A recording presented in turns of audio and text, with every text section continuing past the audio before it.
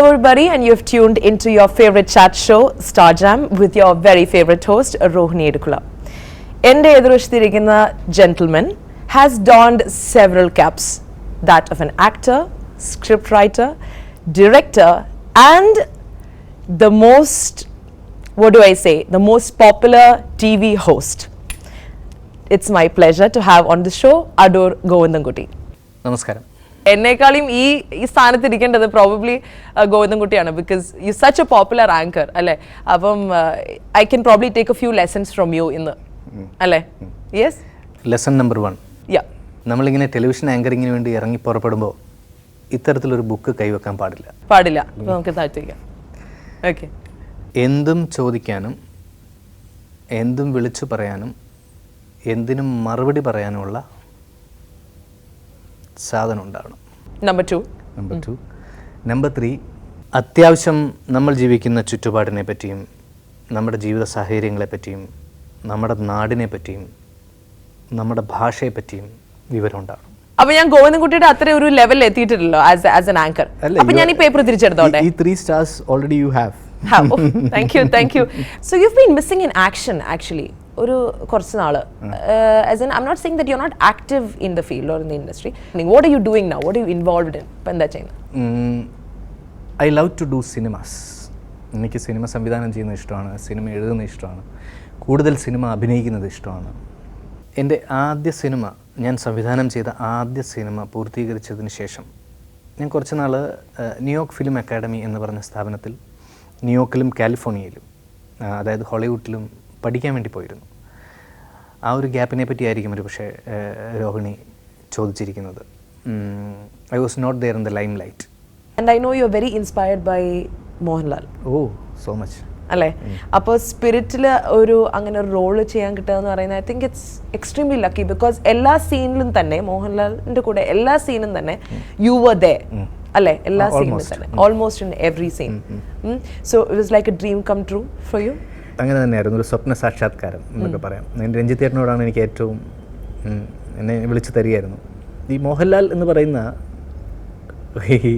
വലിയ മനുഷ്യൻ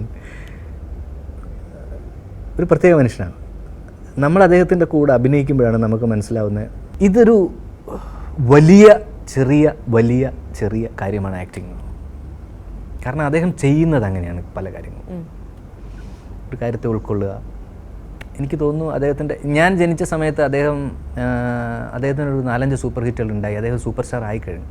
പക്ഷേ മോഹൻലാൽ എന്ന് പറഞ്ഞ വലിയ നടൻ നമ്മുടെ അടുത്ത് നമ്മുടെ ഒരു സഹപാഠിയെ പോലെ പല സമയങ്ങളിലും പെരുമാറും. നമ്മൾ ഞെട്ടിപ്പോവും, തമാശകൾ പറയും, കുസൃതി കാണിക്കും. നമുക്കെല്ലാം ഓരോ അഹങ്കാരങ്ങളുണ്ടല്ലോ. എനിക്ക് അഹങ്കാരമുണ്ട്. ചില സ്ഥലത്ത് ചെല്ലുമ്പം ഞാൻ സ്റ്റുഡൻസ് ഉള്ളിയുടെ ആങ്കറാണ്, എനിക്ക് മോഹൻലാലിനെ അറിയാം, മമ്മൂട്ടി അറിയാം, ഞാൻ കമലഹാസനെ ഇൻ്റർവ്യൂ ചെയ്തിട്ടുണ്ട്, ഞാൻ 1000 കുട്ടികളെയൊക്കെ ഒരേ സമയത്ത് ലൈവ് അയച്ചു എന്നൊക്കെ പറഞ്ഞൊരു ചെറിയ അഹങ്കാരമൊക്കെ ഉണ്ട്. അപ്പം നമ്മളിങ്ങനെ മസിലൊക്കെ പിടിച്ചിങ്ങനെ നടക്കും. ഞാനിങ്ങനെ മസിൽ പിടിച്ച് പോയപ്പം അവിടെ ഒരു സെറ്റുണ്ട്, ഒരു സ്റ്റേജ് പോലെ ഒരു സെറ്റ് ഇട്ടുണ്ട്. സെറ്റിൻ്റെ ബാക്കിലൂടെയൊക്കെ നമ്മളിങ്ങനെ കയറി ഇറങ്ങിയൊക്കെ. അതിപ്പം മോഹൻലാൽ എന്ന് പറഞ്ഞ മനുഷ്യൻ അവിടെ ഇരുന്ന് ഡയലോഗ് പഠിക്കുന്നു. ഞാൻ ഒരു നിമിഷം ഇങ്ങനെ നോക്കിയിട്ട് എൻ്റെ കണ്ണ് നിറഞ്ഞു പോയി.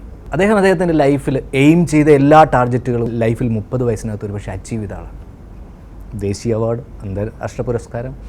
ഇനി എനിക്ക് തോന്നുന്നു അദ്ദേഹത്തിൻ്റെ ഡ്രീമുകൾ എല്ലാം ഫുൾഫിൽ ചെയ്തിട്ട് ജീവിക്കുന്ന ഒരു മനുഷ്യനാണ്. ഒരാൾ വാങ്ങാവുന്ന സാലറിയുടെ ഏറ്റവും ടോപ്പിൽ നിന്ന് വാങ്ങുന്ന ആൾ. അദ്ദേഹം ഒരു സിനിമ ചെയ്യാൻ വേണ്ടി ഒരു കൊച്ചുകുട്ടി സ്റ്റേജിൽ നാടകത്തിന് കയറുന്ന പോലെ, അല്ലെങ്കിൽ ഇരുന്ന് ഡയലോഗ് കാണാതെ പഠിക്കണമെങ്കിൽ എത്രത്തോളം ആക്ടിങ് എന്ന് പറഞ്ഞ പ്രൊഫഷനെ അദ്ദേഹം എനിക്ക് ശരിക്കും, ഞാൻ ലാലേട്ടൻ്റെ അടുത്ത് വരെ നേരിട്ട് പറഞ്ഞിട്ട് ഞാൻ ദൂരെ മാറി കുറച്ച് നേരം കരഞ്ഞുപോയി. ദൈവം നമുക്ക് കാണിച്ചു തരുന്നതായിരിക്കും, മനസ്സിലായില്ലേ. ഇതാണ് സക്സസ്സിലേക്കുള്ള വഴി, ഇതാണ്, മനസ്സിലായില്ല. അല്ലാതെ വേറെ മനസ്സിലുള്ള ആവശ്യമില്ലാത്ത ചിന്തയൊന്നുമല്ല. അദ്ദേഹത്തിൻ്റെ അമ്മ അമൃത ഹോസ്പിറ്റലിൽ ട്രീറ്റ്മെൻറ്റിൽ കിടക്കായിരുന്നു. ആ അമ്മ ഹോസ്പിറ്റലൈസ്ഡ് ആയ റൂമിൻ്റെ തൊട്ടടുത്തൊരു റൂം എടുത്തിട്ട് അവിടെ നിന്നാണ് എല്ലാ ദിവസവും അദ്ദേഹം ലൊക്കേഷൻ ട്രീറ്റ്മെൻറ്റ്. പേരൻസിനെയൊക്കെ എങ്ങനെ ടേക്ക് കെയർ ചെയ്യണം എന്ന് നമ്മൾ ഓരോരുത്തരും കണ്ടു പഠിക്കേണ്ട. ഞാനിത് പലയിടത്തും ഇപ്പോൾ ഈ സ്കൂൾസിലൊക്കെ ആനിവേഴ്സറി ഇനാഗുറേഷനൊക്കെ പോകുമ്പോൾ ഞാൻ നിശ്ചയമായിട്ടും ഈ കാര്യം പറഞ്ഞ് പ്രസംഗിക്കാറുണ്ട്. അത് ലാലേട്ടനോടുള്ള ഇഷ്ടത്തെക്കാളുപരി അദ്ദേഹത്തെ പോലുള്ള ഒരാൾ ജീവിതത്തെയും അദ്ദേഹത്തിൻ്റെ ബന്ധങ്ങളെയും അച്ഛനെയും അമ്മയൊക്കെ അങ്ങനെ കാണുന്നു എന്ന് പറയുമ്പോൾ തന്നെ നമ്മുടെ നാട്ടിൽ ഒരുപാട് വൃദ്ധസദനങ്ങൾ പോലും ഇല്ലാതാവുമെന്ന് ഞാൻ ചിന്തിക്കാം. അപ്പോൾ റിലേഷൻസിനെ അത്രയും ബൗണ്ടഡ് ആകുമ്പോഴാണ് ഇപ്പം ഞാൻ രോഹിണിയോട് ബൗണ്ടഡ് ആകുമ്പോഴാണ് രോഹിണിയുടെ മൂമെൻറ്റ്സ് എനിക്ക് മനസ്സിലാവും, മനസ്സ് മനസ്സിലാവും, ജസ്റ്റേഴ്സ് മനസ്സിലാവും. അപ്പോൾ എൻ്റെ ഒബ്സർവേഷൻ സ്കില്ല് കൂടും. അതുകൊണ്ടായിരിക്കാം അദ്ദേഹത്തിൻ്റെ അത്ര അറ്റാച്ച്ഡ് ആയുള്ളൊരു സ്വഭാവം കൊണ്ടായിരിക്കാം അദ്ദേഹം അത്ര വലിയ നടനായത്. ഇപ്പോൾ ഗൂട്ടിയുടെ role in Pranayakatha widely appreciated റോളാണ് അല്ലേ? അതെ. So tell me more about that role. ഞാനതിൽ സബാൻ എന്നൊരു സബാൻ എന്നൊരു കഥാപാത്രത്തെയാണ് ചെയ്തത്.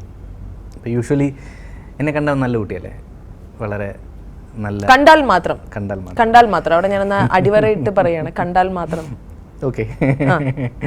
അപ്പോൾ ഇതിൽ എനിക്കൊരു നെഗറ്റീവ് ഷെയ്ഡുള്ള കഥാപാത്രത്തെ ചെയ്യാൻ കഴിയും എന്ന് ആദ്യം കണ്ടെത്തിയ ആൾ ആദ്യമാണ്. എന്നിട്ട് അത്തരത്തിലൊരു കഥാപാത്രത്തെ എൻ്റെ അടുത്ത് ചെയ്യാൻ പറയുക. അത് ഇപ്പം അഭിനയിക്കുക എന്ന് പറയുന്നത് നമ്മൾ ആദ്യം കാണുമ്പോൾ വിചാരിക്കുന്നത് ഒരു ചെറിയ വളരെ ഈസിയായ ജോലിയാണ്. പക്ഷേ ഇത് അതിസൂക്ഷ്മമായി ചെയ്യുന്ന, ഇപ്പം ഉദയനാടതാരത്തിൽ ശ്രീനിവാസൻ്റെ കഥാപാത്രത്തോട് ലാലേട്ടൻ്റെ കഥാപാത്രം പറയുന്ന ഒരു അതിസൂക്ഷ്മമായി ചെയ്യുന്ന ഒരു ഹാർട്ട് ഓപ്പറേഷൻ പോലെ.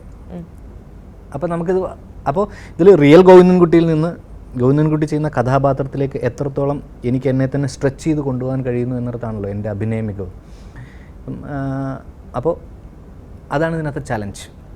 അത് വലിയ വലിയ ആർട്ടിസ്റ്റുകൾക്ക് സ്വിച്ച് ഇട്ടാൽ തന്നെ അവിടെ പോയി നിൽക്കും, ആക്ഷൻ പറഞ്ഞാൽ അവർ ആ ക്യാരക്ടേഴ്സ് പോയി നിൽക്കും. ചിലപ്പോൾ നമ്മൾ സിനിമയിൽ 3, 4, 5 ദിവസം കഴിഞ്ഞായിരിക്കും നമ്മളവിടെ എത്താൻ പറ്റുക, അല്ലെങ്കിൽ ചിലർക്ക് 4, 5 വർഷം കഴിഞ്ഞായിരിക്കും എത്താൻ പറ്റുക. ആ ഒരു എന്താ പറയുക പരകായ പ്രവേശം ഞാൻ വളരെ ഒരിക്കലും ഇല്ലാത്ത, പലരും പറഞ്ഞിട്ടില്ലാത്ത, എന്നാൽ ദുഷ്ടമായ മുഖമുള്ള, സ്വഭാവമുള്ള, ജസ്റ്റേഴ്സുള്ള ഒരു കഥാപാത്രത്തെ ചെയ്യാൻ എൻ്റെ അടുത്ത് പറയുകയാണ്.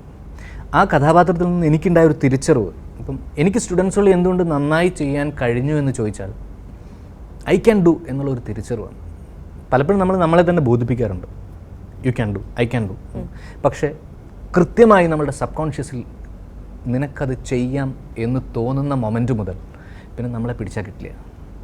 എനിക്ക് അങ്ങനെ ഒരു തിരിച്ചറിവിൻ്റെ തലം കൂടി സമ്മാനിച്ച ഒരു സിനിമയാണ് പ്രണയകഥ.